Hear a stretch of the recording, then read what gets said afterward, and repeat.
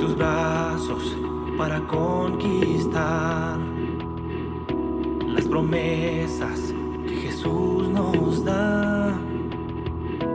Solo espera y tú verás el milagro que Cristo hará.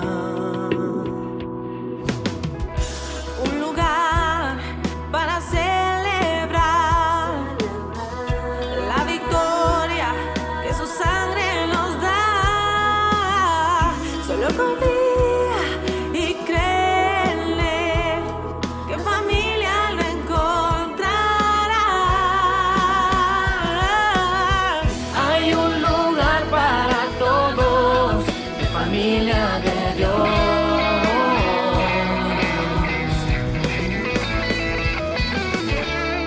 En familia de Dios.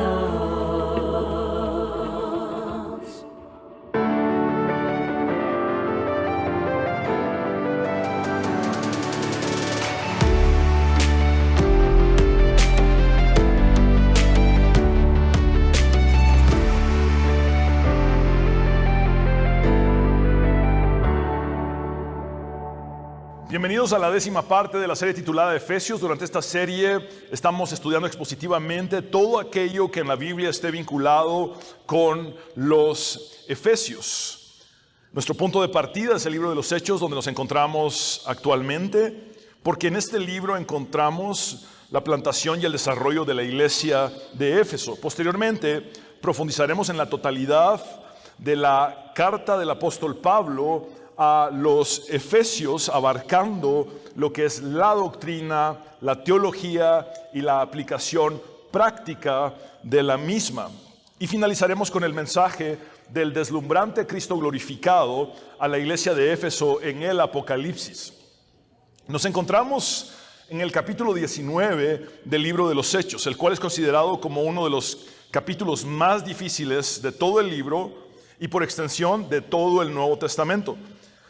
Después de resumir cómo fue la logística de las 2 etapas del ministerio en Éfeso, la primera etapa que duró 3 meses en el contexto de la sinagoga judía y la segunda etapa que duró 2 años en la escuela de Tirano, donde Pablo enseñó diariamente, Lucas selecciona y registra algunos sucesos particulares que acontecieron en la ciudad de Éfeso durante este tiempo en el que Pablo ejerció su ministerio allí. Hasta el momento hemos visto el relato de los milagros extraordinarios o inusuales que Dios hizo por medio de Pablo en Éfeso, hasta el punto de llevar sanidad y liberación a través de pañuelos y delantales que habían tenido contacto con el apóstol.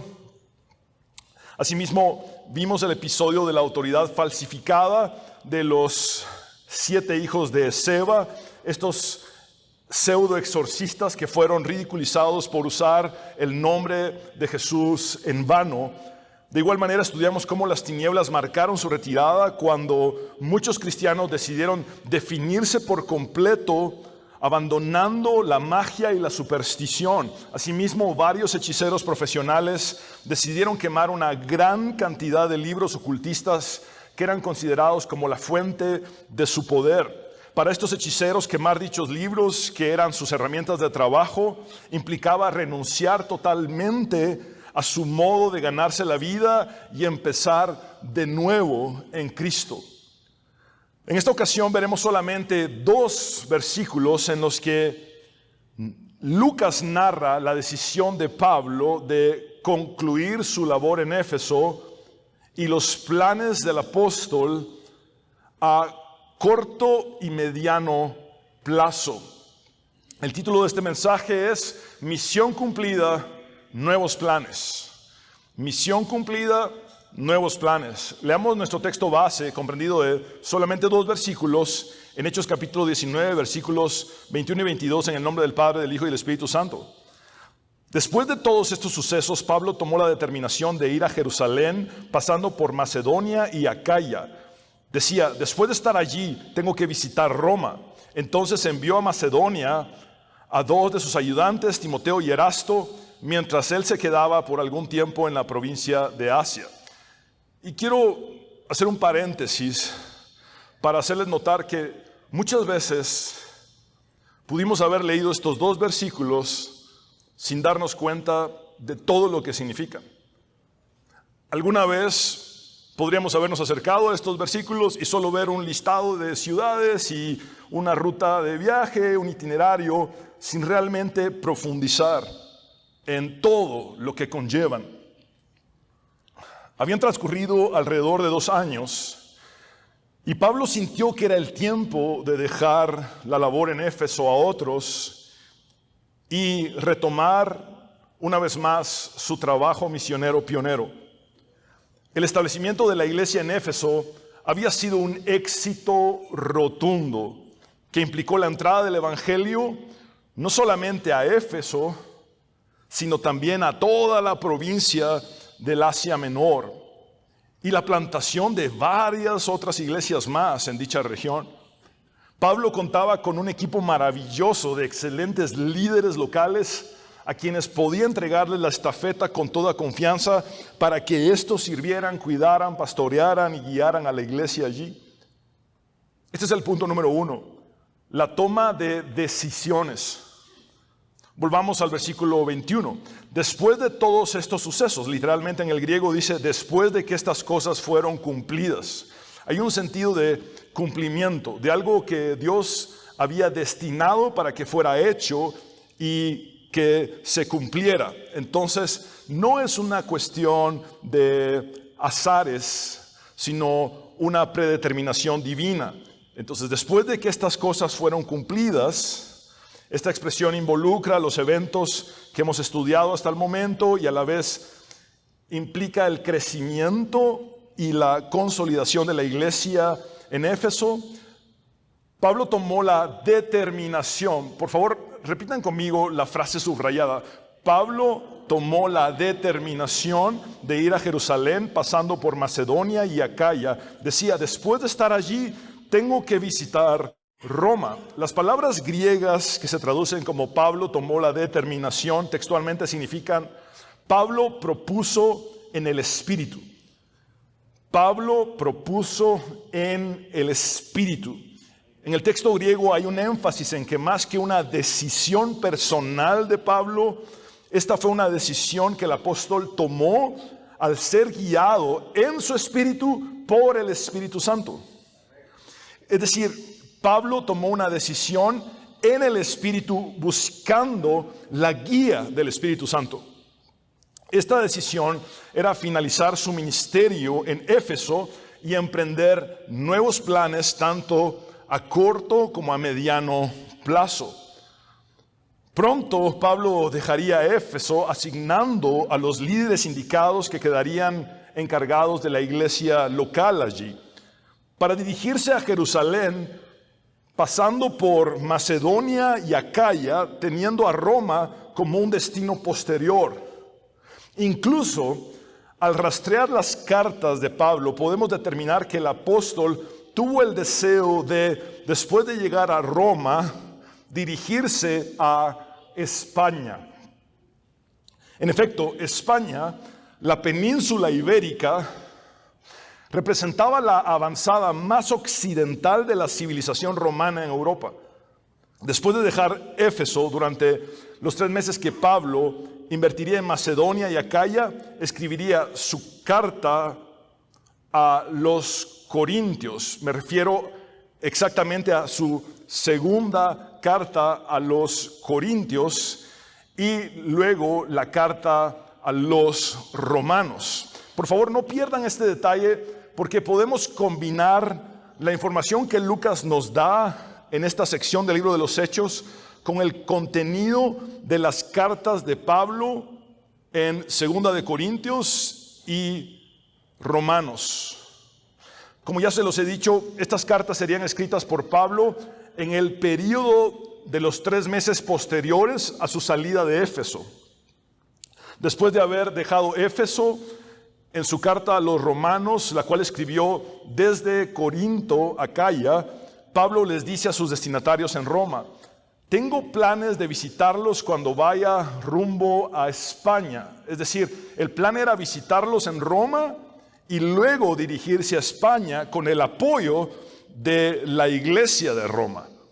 Espero que después de que haya disfrutado de la compañía de ustedes por algún tiempo, me ayuden a continuar el viaje. Es decir, espero que ustedes sean los que me apoyen en mi viaje misionero a España. Es lo que implica esto. Reitero esto, la península ibérica, incluyendo los territorios actuales de España y Portugal, representaba los límites occidentales del Imperio Romano. La visión de Pablo era muy grande, ya que involucraba los confines de la tierra. Ciertamente España era el confín oeste del mundo conocido. Desde la perspectiva de Pablo, ir a España era tocar el límite del mundo. No es posible determinar con certeza total si Pablo llegó a España o no. Sin embargo, esto nos da la oportunidad de adentrarnos profundamente en las Escrituras y en la historia del cristianismo y percatarnos de algo que no es conocido por muchos y que es precioso explorar. Es posible que Pablo haya tenido por lo menos 3 grandes razones en mente para ir a España.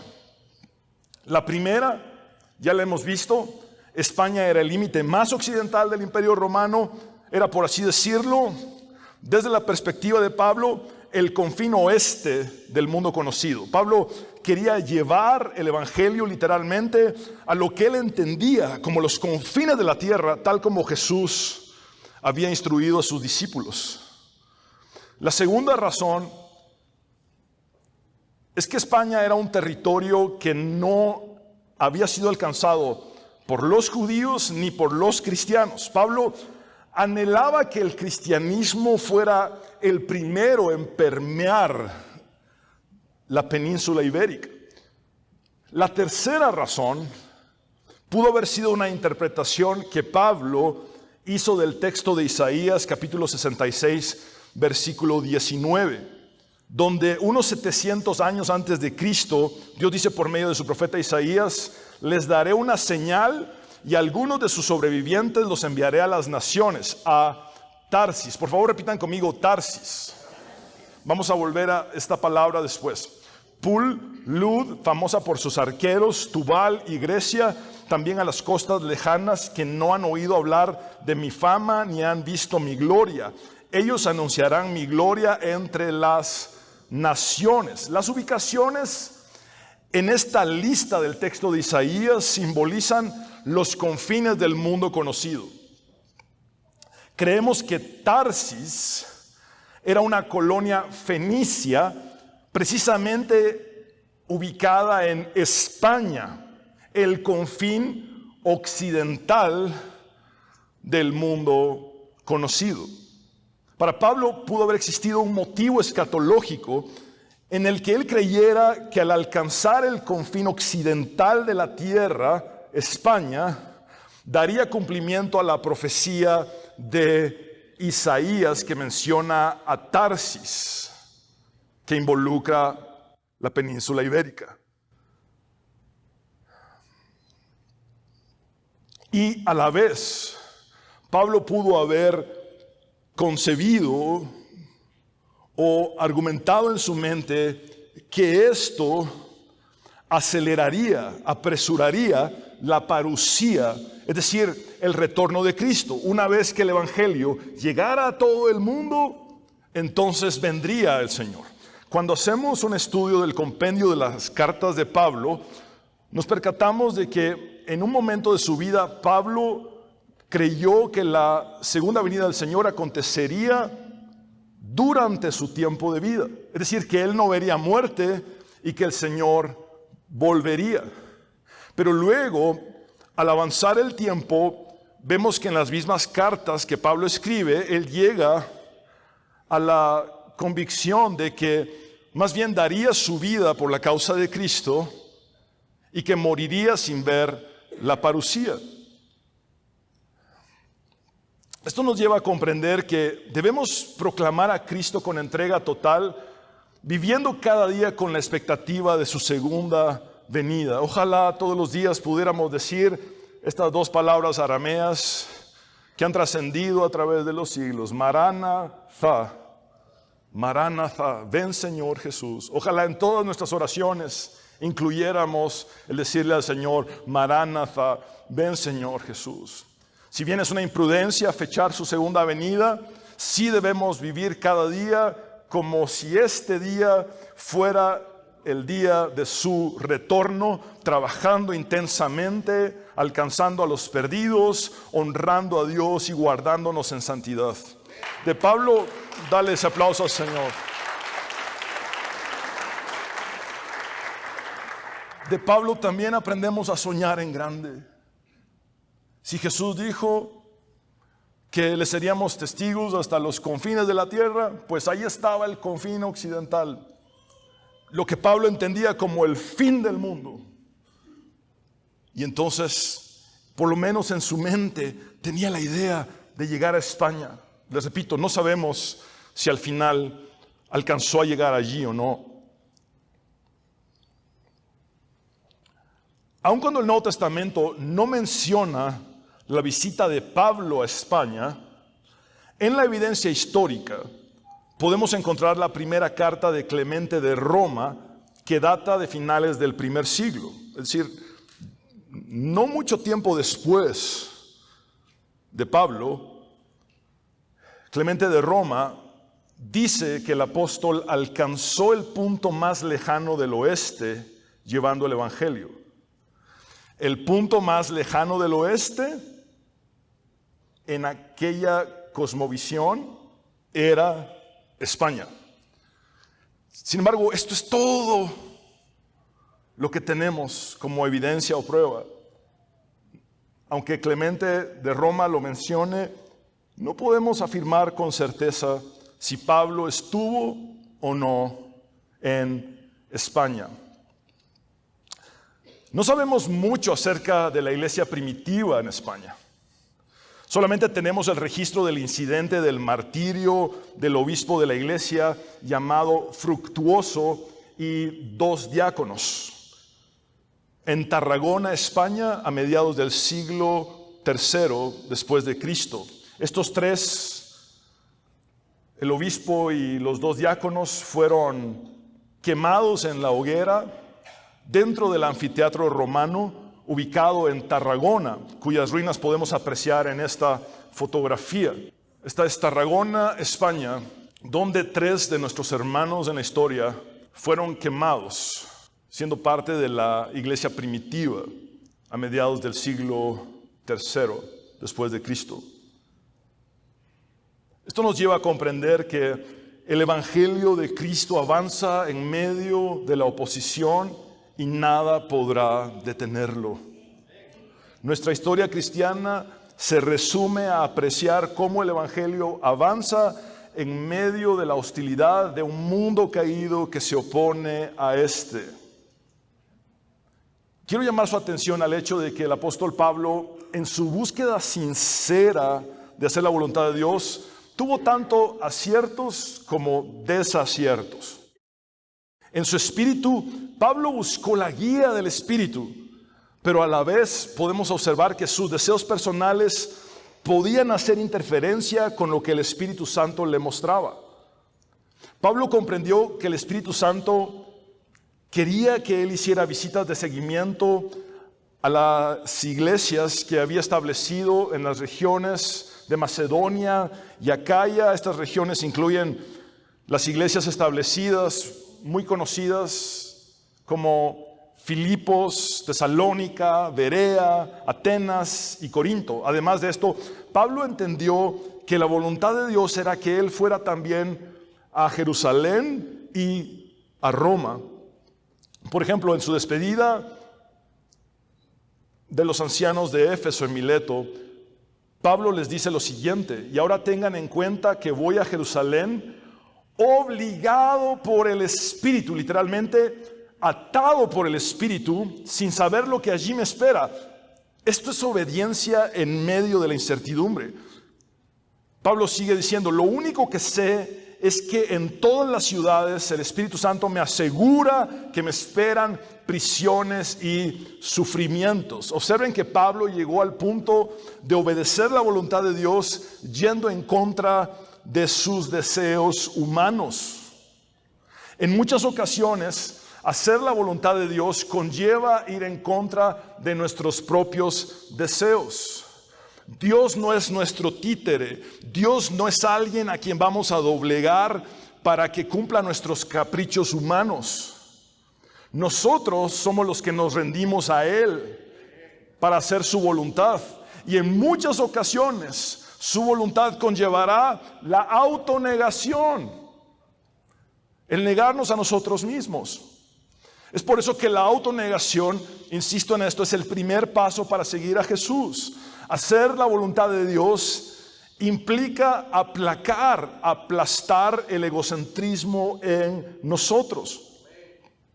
Pablo es atado por el Espíritu Santo para ir a Jerusalén antes de ser encadenado por el imperio romano por la causa de Cristo.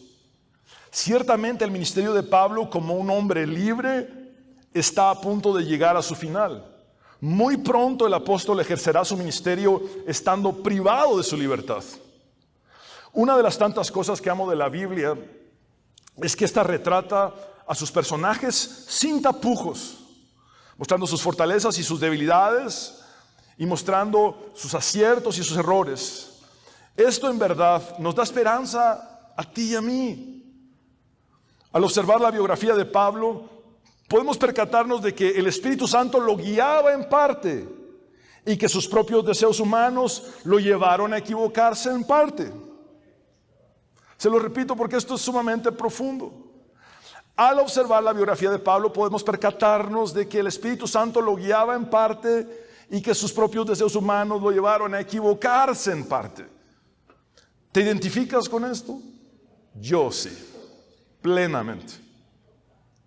Esto es muy humano y todos hemos cometido o cometeremos este tipo de error alguna vez. Somos guiados por el Espíritu Santo y lo que Él nos guía a hacer se entremezcla con los deseos de nuestro corazón engañoso.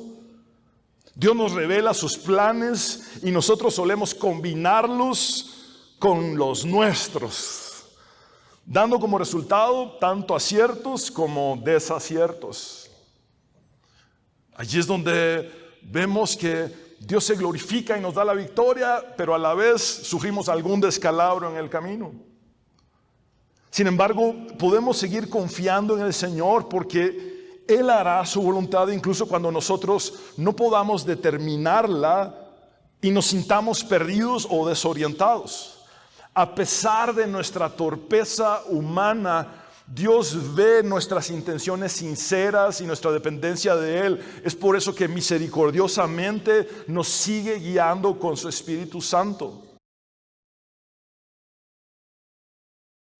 Él es bueno y Él permanece fiel. El panorama de Pablo se pondrá patas arriba cuando éste sea arrestado en Jerusalén. En no mucho tiempo el apóstol atravesará por una serie de juicios en Cesarea y luego en la misma Roma. Su llegada a Roma ya no será en calidad de un misionero libre, sino de un misionero prisionero. Pero no pierdan de vista que esta era la voluntad de Dios para Pablo. Sería en medio de todo esto, en su lucha con la incertidumbre del futuro y con la convicción de que el Espíritu Santo le había anunciado y predicho las prisiones y los sufrimientos que le aguardaban, que Pablo escribiría en los 3 meses después de su salida de Éfeso, estando ya en Corinto, lo siguiente a los romanos: no se amolden al mundo actual, sino sean transformados mediante la renovación de su mente. Así podrán comprobar cuál es la voluntad de Dios, buena, agradable y perfecta. ¿Cómo es, amados hermanos, que alguien a quien Dios le ha mostrado con su Espíritu Santo que le esperan prisiones y sufrimientos, escribe que la voluntad de Dios es buena, agradable y perfecta. Seamos honestos, hay momentos en los que la voluntad de Dios humanamente no se percibe tan buena, ni tan agradable, ni tan perfecta.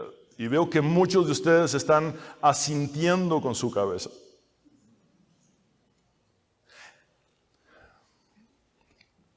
Eso sucede cuando nuestras emociones humanas no son congruentes con la realidad divina. Desde Isaías, Dios ha dicho que nuestros pensamientos no son sus pensamientos, ni nuestros caminos sus caminos. Nosotros vemos un panorama muy limitado y nuestras emociones engañosas responden a esta reducida perspectiva humana. Mientras que Dios ve el panorama completo y eterno, su realidad divina supera por mucho lo que nosotros llegamos a entender y a sentir. Es hasta que llega ese momento en que nuestra fe se alinea, corrige y ajusta para que nuestras emociones sean congruentes con la realidad divina, que finalmente hallamos propósito y sentido en la vida que Dios nos ha dado, aun cuando estamos en medio del dolor y del sufrimiento. Es maravilloso combinar la narrativa de Hechos con el contenido de las cartas que Pablo escribió durante este mismo tiempo, porque nos permite ver una cronología coyuntural. Saber lo que Pablo estaba atravesando y sintiendo nos ayuda a comprender mejor por qué Pablo escribió lo que escribió. Sería también dentro de esa temporada, después de terminar el trabajo en Éfeso, que Pablo desde Macedonia escribiría a los corintios lo siguiente: porque vivimos por la fe, no por la vista. Alguien que sabía que estaba ya sentenciado de acuerdo con la soberanía de Dios, de acuerdo con la voluntad de Dios, a atravesar sufrimientos y prisiones, dice: esto es lo que he aprendido, que tengo que vivir no por lo que veo, sino por lo que creo. Mi fe en Dios sigue firme.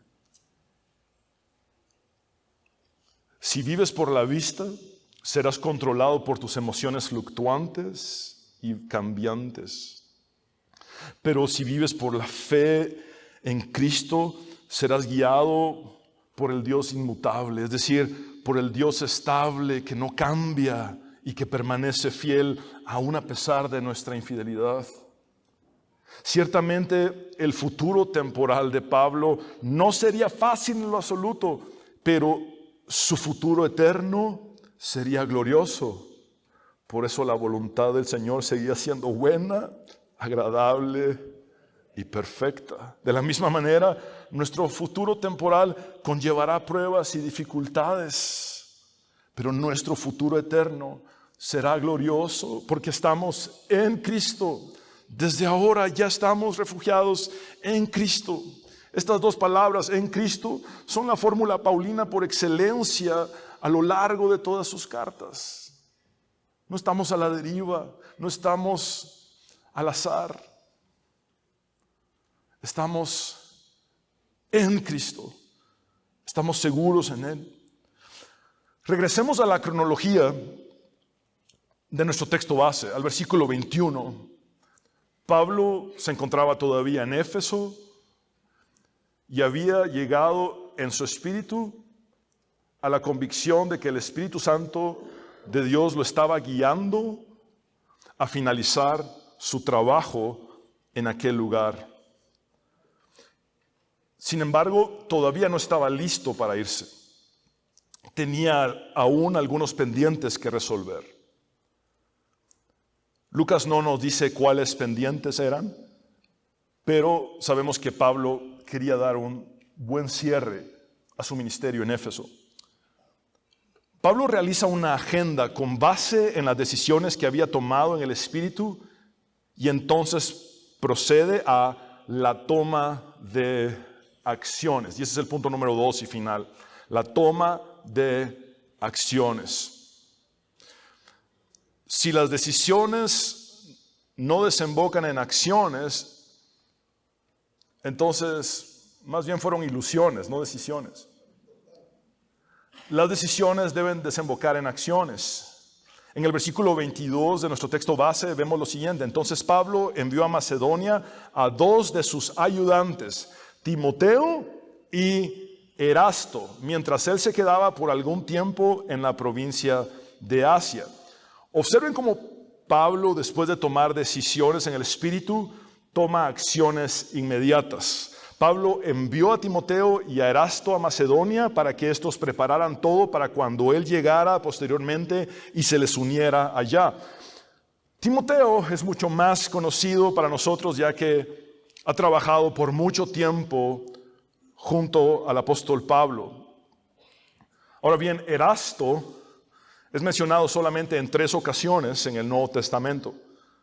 Aquí en Hechos, luego en Romanos y por último en 2 de Timoteo. De acuerdo con la carta de Pablo a los romanos, Erasto era tesorero de todo Corinto. Esto es palabra mayor. Tesorero de la capital de la provincia senatorial romana de Acaya. Es decir, era un tesorero que tenía contacto con el Senado del Imperio Romano, hasta cierto punto. Romanos 16:23 dice, saludos de parte de Gayo, de cuya hospitalidad disfrutamos yo y toda la iglesia de este lugar. También mandan saludos Erasto, que es el tesorero de la ciudad. Pablo escribió la carta a los romanos desde Corinto. Entonces se refiere a que Erasto es el tesorero de la ciudad de Corinto, capital de Acaya, y nuestro hermano Cuarto. Noten esto, que un funcionario de tan alto nivel como lo era Erasto se convirtiera en un ayudante de Pablo en su ministerio, muestra el grandioso cambio que el evangelio hace en las personas. Y sumado a esto, el hecho de que este funcionario de alto nivel, siguiendo las instrucciones de Pablo, trabajara junto a un simple joven sin estatus social especial como Timoteo, era aún más inusual de lo que sería en el contexto actual. Esto nos lleva a entender que el clasismo y la altivez no deben contaminar las relaciones de los creyentes ni entorpecer la obra que hacemos en conjunto para la gloria de Dios. Tenemos que aceptar que uno de los males de nuestra nación son el clasismo y el racismo. Estos males deben ser erradicados en la iglesia cristiana.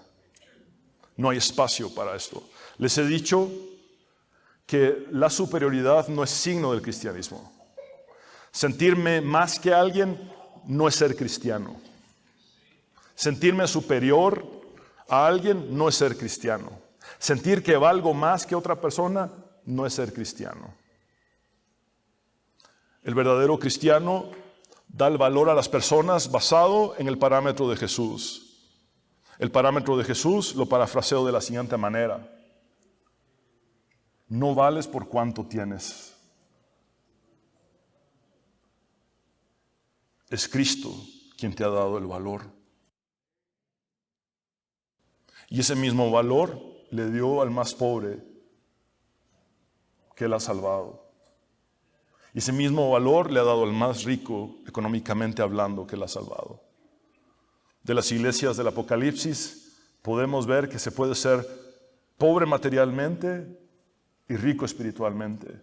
Y podemos ver que se puede ser rico materialmente y pobre espiritualmente. Que Dios nos ayude a todos a ser verdaderamente ricos espiritualmente. Timoteo y Erasto, siendo tan diferentes y viniendo de contextos tan distintos, se adelantaron para preparar a las iglesias de Macedonia para la visita de Pablo y seguramente para efectuar los arreglos para recolectar la ofrenda para la iglesia de Jerusalén. Un tesorero experto como Erasto habría sido el indicado para la colecta monetaria más grande de la que tenemos registro en la iglesia primitiva. Pablo se quedó un tiempo más para darle un cierre a su ministerio en Éfeso y en Asia Menor. Lucas no menciona lo siguiente en Hechos, pero al hacer un rastreo de las cartas de Pablo, en esta cronología coyuntural podemos determinar con mucha precisión y certeza que una de las razones principales por las que Pablo quería pasar por Macedonia y Acaya era para recolectar y posteriormente entregar un fondo que había estado promoviendo y recaudando, incluso con anticipación, para ayudar a la iglesia de Jerusalén. Leamos en orden cronológico estos textos de Pablo, pero antes de leer cada uno de estos pasajes, quiero ubicarlos en el tiempo en el que Pablo escribe dichos pasajes. Estando en medio de su ministerio en Éfeso, para este momento Pablo no había llegado aún a la convicción de que había terminado en Éfeso. Pablo escribe Primera de Corintios estando en medio de la acción en Éfeso, en medio del ministerio en Éfeso. Y es en ese punto que escribe a los corintios lo siguiente: en cuanto a la colecta para los creyentes, sigan las instrucciones que di a las iglesias de Galacia. El primer día de la semana, cada uno de ustedes aparte y guarde algún dinero conforme a sus ingresos para que no se tengan que hacer colectas cuando yo vaya. Luego, cuando llegue, daré cartas de presentación a los que ustedes hayan aprobado y los enviaré a Jerusalén con los donativos que hayan recogido. Si conviene que yo también vaya, iremos juntos. Por favor, ojo con esa última frase. Si conviene que yo también vaya a Jerusalén, iremos juntos. Acá Pablo no tiene todavía esa atadura del espíritu que lo lleva a Jerusalén. Entonces él considera la posibilidad de que después de que se realizara la colecta, él podía ir también a Jerusalén para llevar esos fondos para la iglesia. Ahora, el tiempo transcurre, Pablo llega a la convicción de que su ministerio en Éfeso ha terminado. Y entonces, después de estar en Éfeso, invierte 3 meses con las iglesias que había establecido antes en Macedonia y Acaya, respectivamente. Estando en Macedonia, escribe su segunda carta a los Corintios y les dice: ahora, hermanos, queremos que se enteren de la gracia que Dios ha dado a las iglesias de Macedonia. En medio de las pruebas más difíciles, su desbordante alegría y su extrema pobreza abundaron en rica generosidad. Soy testigo de que dieron espontáneamente tanto como podían y aún más de lo que podían, rogándonos con insistencia que les concediéramos el privilegio de tomar parte en esta ayuda para los creyentes. Incluso hicieron más de lo que esperábamos, pues se entregaron a sí mismos, primeramente al Señor y después a nosotros, conforme a la voluntad de Dios. De modo que rogamos a Tito que llevara a feliz término esta obra de gracia entre ustedes, puesto que ya la había comenzado. Pero ustedes, así como sobresalen en todo, en fe, en palabras, en conocimiento, en dedicación y en su amor hacia nosotros, procuren también sobresalir en esta gracia de dar. No es que esté dándoles órdenes, sino que quiero probar la sinceridad de su amor en comparación con la dedicación de los demás.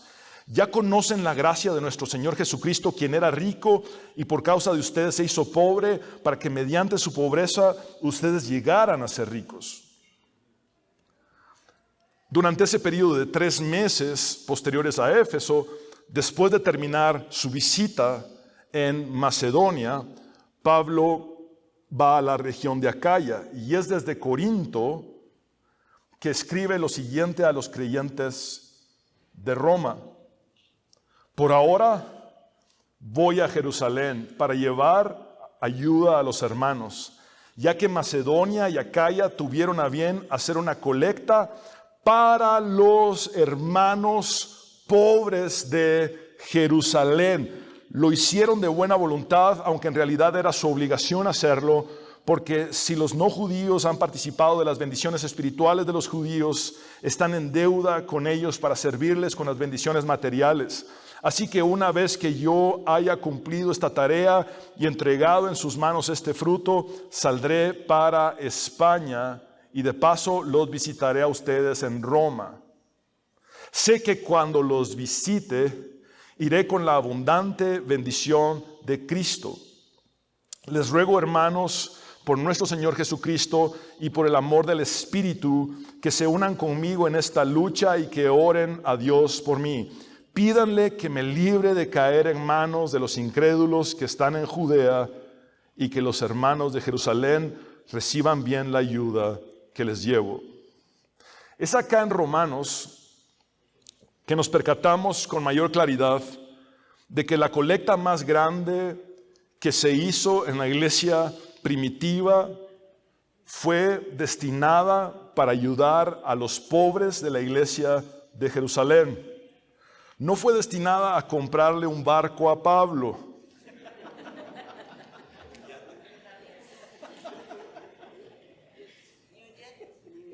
Ni un jet, dice la hermana. Con toda razón. Aunque en aquella época no existía esa tecnología, ¿no? Sería un anacronismo, pero válida su perspectiva para nuestro tiempo actual. Tampoco era para comprarle una mansión a Pablo, ni a Pedro. Era para los creyentes más pobres de Jerusalén. Ayudar a los necesitados es esencial en el caminar cristiano.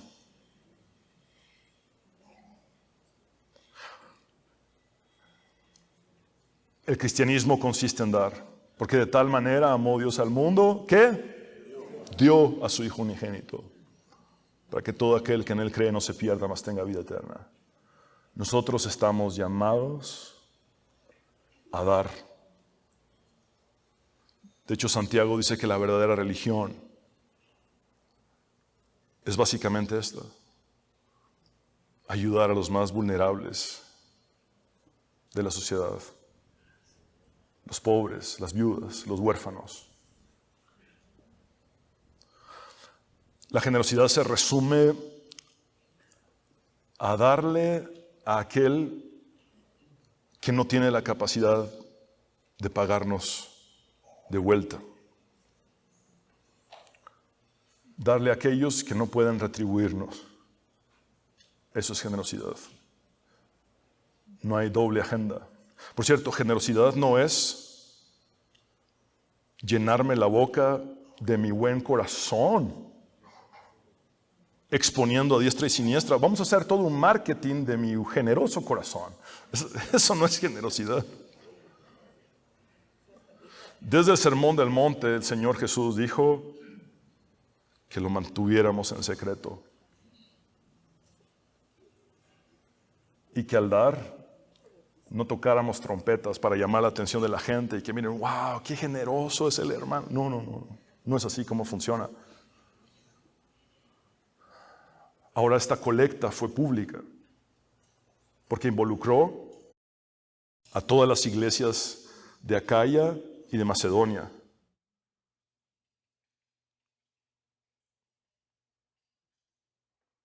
Los jerosolamitanos,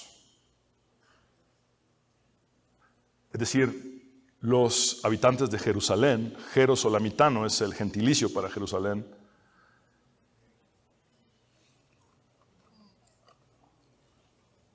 estaban atravesando por una prolongada y muy difícil hambruna. Es decir, Pablo estaba haciendo su ministerio y estaba en Éfeso teniendo victorias y en su corazón estaban los hambrientos de Jerusalén. Pablo pasó por Macedonia y Acaya, y en su corazón estaban los hambrientos de Jerusalén. Creemos que desde el momento en el que la hambruna empezó y el momento en que Pablo entregó finalmente esta importante donación a los pobres de la iglesia de Jerusalén en el año 57, transcurrieron 11 años. La hambruna prolongada no terminaría sino hasta el año 63 después de Cristo. Es decir, hasta 6 años después de que Pablo entregara esta importante donación para los pobres hambrientos de Jerusalén.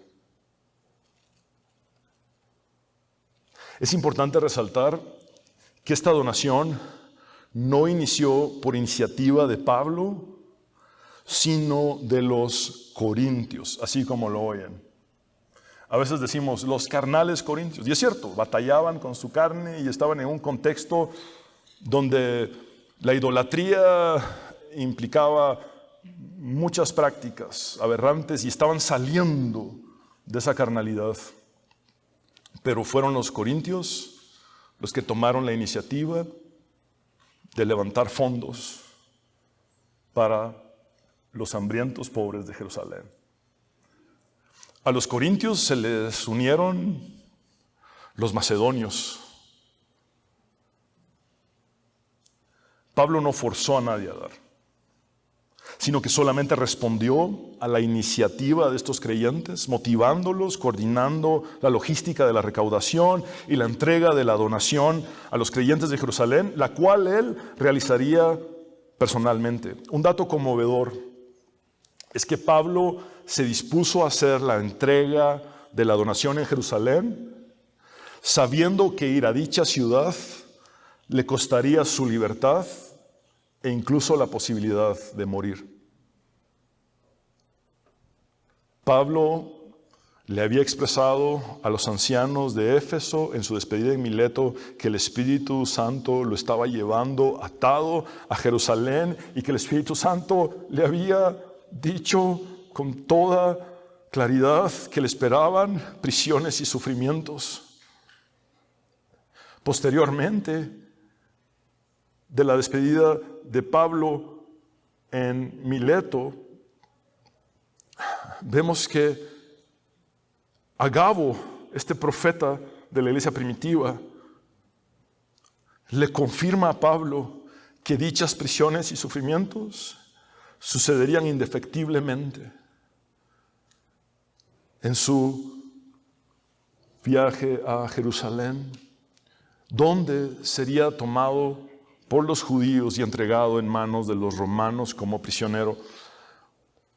Aún sabiendo todo esto, Pablo se apresuró a ir a Jerusalén para llevar la donación a los pobres de la iglesia, porque sabía que las prisiones y los sufrimientos que le aguardaban allí eran la voluntad de Dios para él.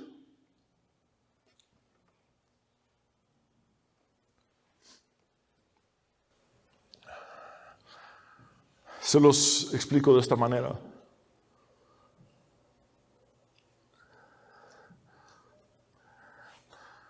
Pablo logra la recaudación más importante de la que tenemos registro en la iglesia primitiva para ayudar a los jerusalemitas, es decir, a los habitantes de Jerusalén, que estaban pasando una escasez espantosa y hambre. Y él sabía que al llevar esta donación le costaría su libertad y muy probablemente a un plazo posterior su vida.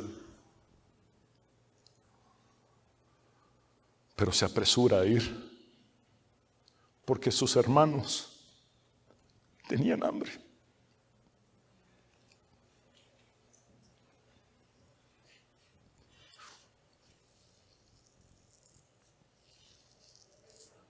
Eso es cristianismo. Eso es cristianismo.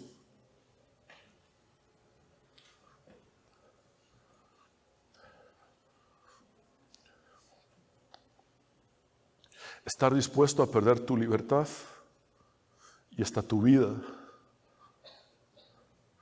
porque tus hermanos hambrientos puedan comer. ¿Ven cuán incongruente es el falso evangelio de la prosperidad de nuestros días?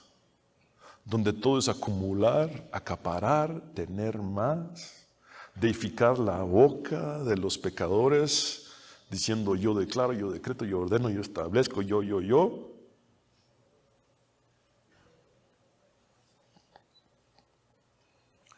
No tiene sentido. Después de estudiar la Biblia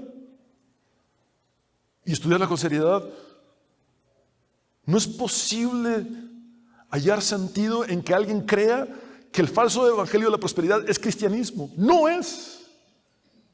No es. Y los que lo enseñan no son más que falsos maestros. Sepan que lo son o no. Algunos falsos maestros saben que lo son. Y con agenda descarada, sabiendo que son lobos rapaces, ahí van con todo. Otros tal vez ignoran que son falsos maestros y solo repiten lo que otros les enseñaron mal. Pero al final el resultado es el mismo: la confusión y la perdición de muchos. Pero esto es cristianismo. Lo que Pablo hace es cristianismo. ¿Harías tú lo mismo que Pablo? ¿Actuarías de la misma forma por amor a Cristo y a tus hermanos? Quizá alguno de nuestros días diría, pues mire, yo lo que haría sería, después de obtener mi comisión de la recaudación para los pobres, entonces yo enviaría a algunos. Me compraría mi buena casa en Éfeso y luego mi barquito por allí y me quedo allí, y los que se vayan a rifar la vida serán otros, mis enviados, mis discípulos, los que están bajo mi cobertura. Por cierto, solo decir eso ya es enfermo. Están bajo, o sea, yo estoy arriba, hermanos.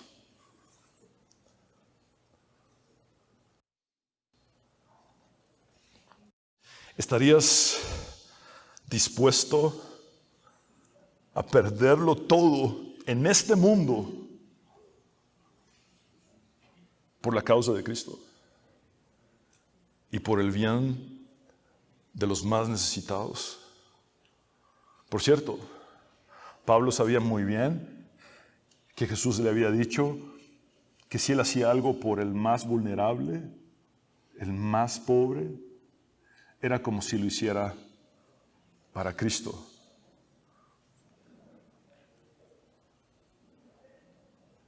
Quiero terminar la predicación citando a David Platt, quien ha dicho acertadamente que la obediencia radical a Cristo no es fácil. No es comodidad, ni salud, ni riqueza, ni prosperidad en este mundo. La obediencia radical a Cristo corre el riesgo de perder todas estas cosas, pero al final tal riesgo encuentra su recompensa en Cristo, y Él es más que suficiente para nosotros. Amados hermanos, nuestra meta no es lo que el mundo ofrece. Nuestra meta es hacer la voluntad de Dios, aun cuando esto conlleve ir en contra de nuestros propios deseos humanos. Insisto en esto. Jesucristo dijo, si alguno quiere venir en pos de mí, niéguese a sí mismo, tome su cruz y sígame.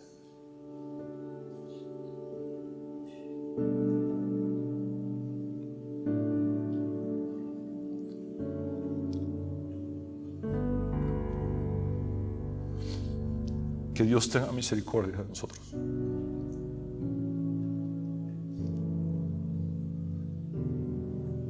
Que nuestra brújula de vida no sea nuestro ego, sino su espíritu.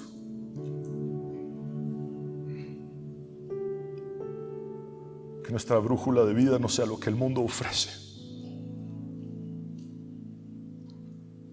sino el galardón que Cristo nos dará un día.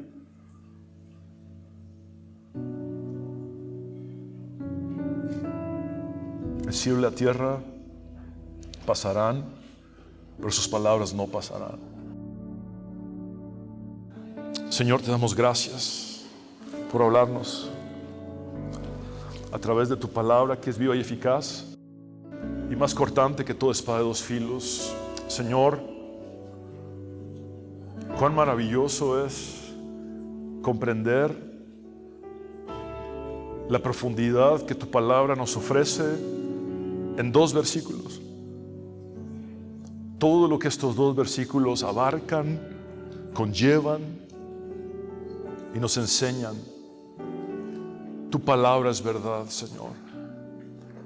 Hoy venimos delante de ti declarándonos una vez más como pobres en espíritu, absolutamente dependientes y necesitados de ti. Separados de ti, nada podemos hacer.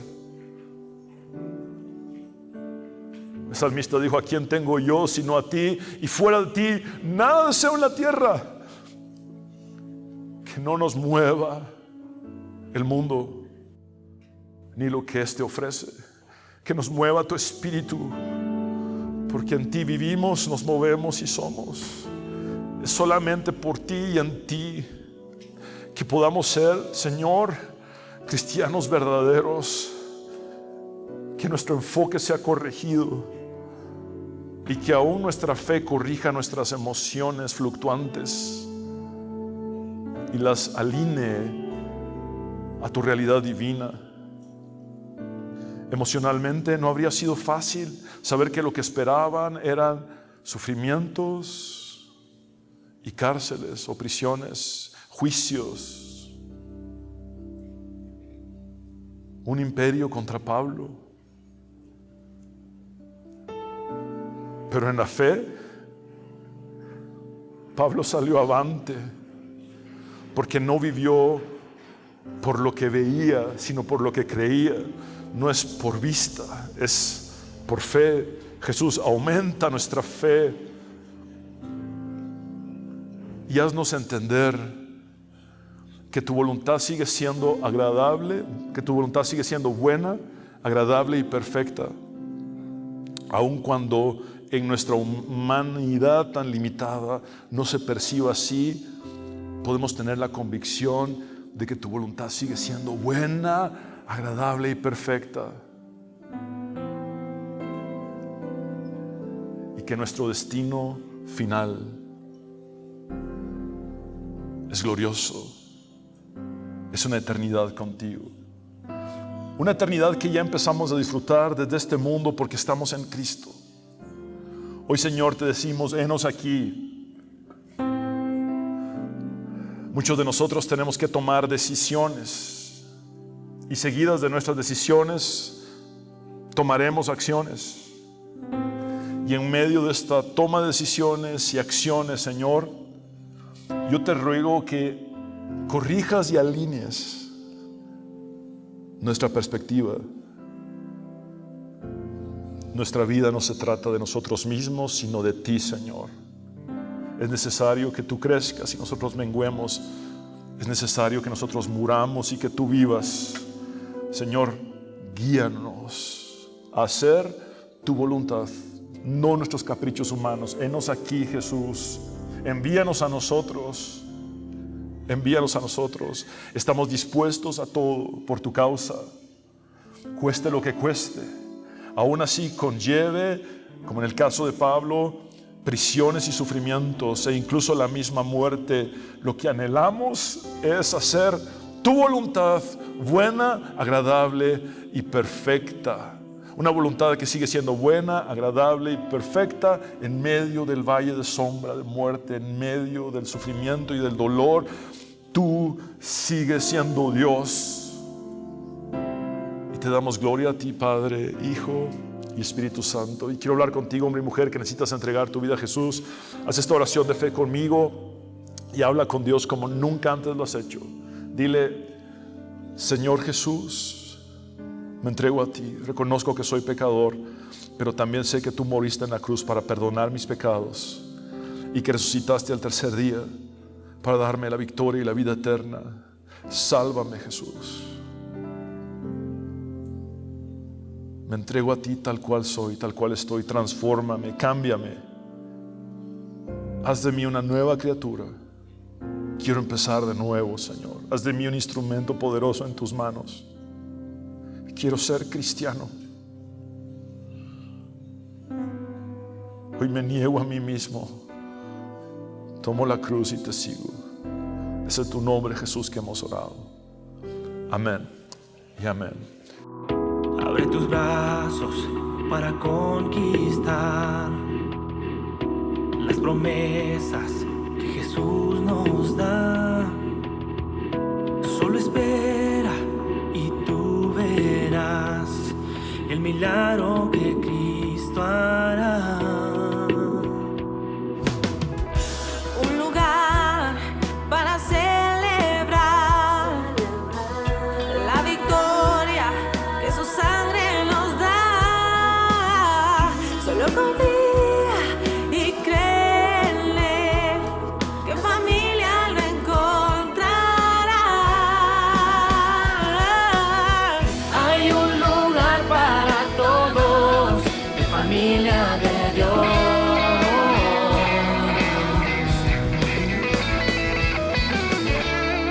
En familia de